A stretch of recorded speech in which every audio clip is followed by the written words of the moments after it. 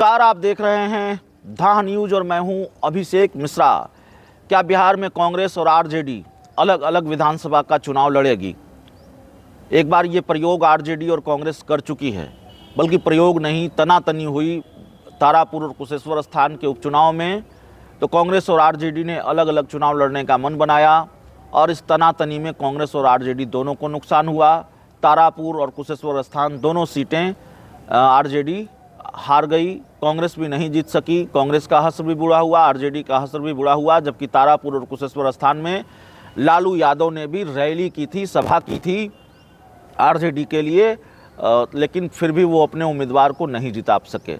अब एक बार बिहार में जो स्थिति बनती हुई दिखाई दे रही है, बिहार में जो घटनाक्रम दिखाई दे रहे हैं, आरजेडी और कांग्रेस के बीच अचानक जो तनातनी दिखाई दे रही है, वो तनातनी इस सवाल को वाजिब बना रही है, इस सवाल को मजबूत बना रही है कि क्या कांग्रेस और आरजेडी अलग अलग चुनाव लड़ने जा रही है। विधानसभा चुनाव में विधानसभा चुनाव आते आते क्या ये टकराव इतना बढ़ जाएगा कि आरजेडी और कांग्रेस अलग अलग चुनाव लड़ेगी, दोनों के रिश्ते टूट जाएंगे, दोनों अलग हो जाएंगे। देखिए, जब टकराव बढ़ता है और जिस तरह के घटनाक्रम अभी हालिया दौर में हैं, उस तरह के घटनाक्रम होते हैं, तो ऐसे सवाल बड़े वाजिब हो जाते हैं। कयासों का लगना शुरू हो जाता है, कयासों का बाजार गर्म हो जाता है। अब ऐसा क्या हो गया? अब लालू यादव वकालत कर रहे हैं, आरजेडी और कांग्रेस के बीच तनातनी की शुरुआत लालू यादव ने वकालत कर दी कि भाई कांग्रेस का नेतृत्व, इंडिया गठबंधन का नेतृत्व ममता बनर्जी को करना चाहिए, कांग्रेस को इंडिया गठबंधन का नेतृत्व छोड़ देना चाहिए। कांग्रेस का ये दावा है, कांग्रेस का ये तर्क है। कांग्रेस ने भी लालू यादव को जवाब देने में देरी नहीं की। कांग्रेस ने लालू यादव को जवाब दिया और कांग्रेस के जो प्रभारी हैं शाहनवाज आलम, उन्होंने लालू यादव को ये जवाब दिया। उन्होंने लालू यादव को ये कहा कि कांग्रेस इंडिया गठबंधन का नेतृत्व तो वही कर सकता है जो कभी भाजपा के साथ नहीं रहा हो। इंडिया गठबंधन का नेतृत्व तो वही कर सकता है जो राष्ट्रीय पार्टी हो, राष्ट्रीय स्तर पर जिसकी पहचान हो, राष्ट्रीय स्तर पर जिसकी स्वीकार्यता हो, जो बड़ी पार्टी हो, राष्ट्रीय पार्टी हो। तो जाहिर तौर पर इशारा था कि ममता बनर्जी भारतीय जनता पार्टी के साथ रही हैं, उनकी पार्टी की पहचान राष्ट्रीय स्तर पर नहीं है, तो कांग्रेस ही नेतृत्व करेगी इंडिया गठबंधन का। लालू यादव को एक जवाब तो यह दिया। कांग्रेस ने यह कहा कि भाई आप जो सीटें, शाहनवाज आलम ने यह कहा कि आप जो सीटें हमको देते हैं वो जीतने वाली सीट इस बार चाहिए। आप जो फटा नोट हमको थमाते हैं वो फटा नोट नहीं चाहिए। जो सीटें, जिन सीटों पर कांग्रेस मजबूत होगी उन सीटों को कांग्रेस चिन्हित करेगी और वही सीटें गठबंधन में वो लेगी, सीट शेयरिंग में वो लेगी। सीटों की संख्या पर भी शाहनवाज आलम ने कहा कि भाई 70 सीटें तो पिछली बार मिली थी, इस बार तो लोकसभा चुनाव में हमारा परफॉर्मेंस बेहतर है, स्ट्राइक रेट आरजेडी से बेहतर है, तो हमें 70 से ज़्यादा सीटें चाहिए या उस स्ट्राइक रेट के हिसाब से सीट चाहिए। तो लालू यादव तो 70 सीट आरजेडी को देने से रहे, 70 भी नहीं देने जा रहे। जो चर्चा है, विधानसभा चुनाव में कांग्रेस को 70 सीट भी नहीं मिलेगी। लालू यादव या तेजस्वी यादव का प्लान तो यह है कि 70 में मुकेश सहनी और कांग्रेस को भी निपटा दिया जाए। तो खैर ये संभव नहीं है, 70 सीट में मामला नहीं निपटेगा।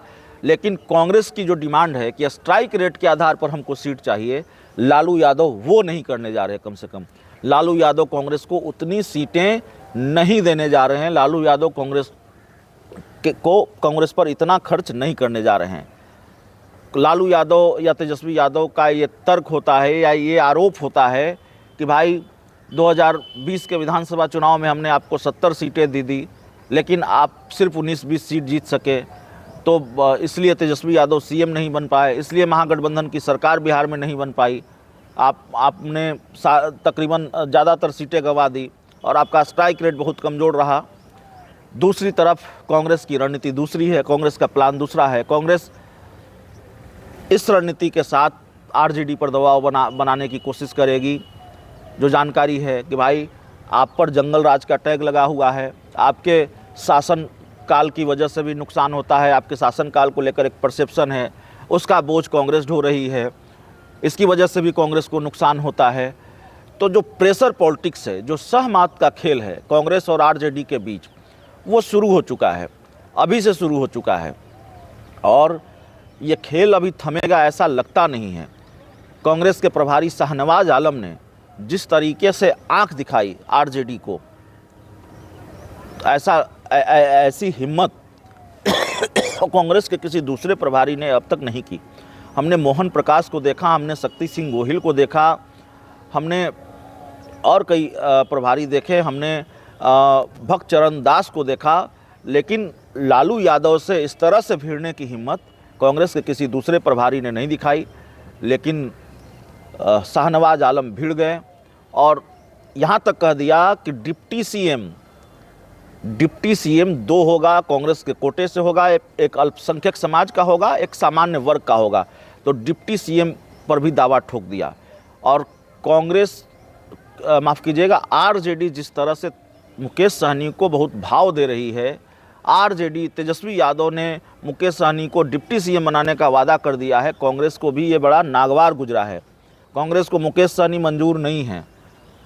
मुकेश सहनी को लेकर कांग्रेस ये पूछती है, मुकेश सहनी लीडर हैं क्या? रामजतन सिन्हा जो कांग्रेस के बड़े नेता हैं, उनका भी बयान आया, वो नेता हैं क्या? और उन पर बहुत भरोसा किया जा सकता है क्या? ये सवाल रामजतन सिन्हा ने भी उठाए। शाहनवाज आलम ने कहा रेवड़ियाँ नहीं बांटी जा सकती।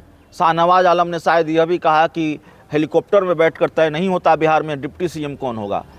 तो मुकेश सहनी को आरजेडी अगर भाव दे रही है तो कांग्रेस को ये बड़ा नागवार गुजर रहा है। कांग्रेस को इससे बहुत दिक्कत है, कांग्रेस इससे बहुत नाराज़ है।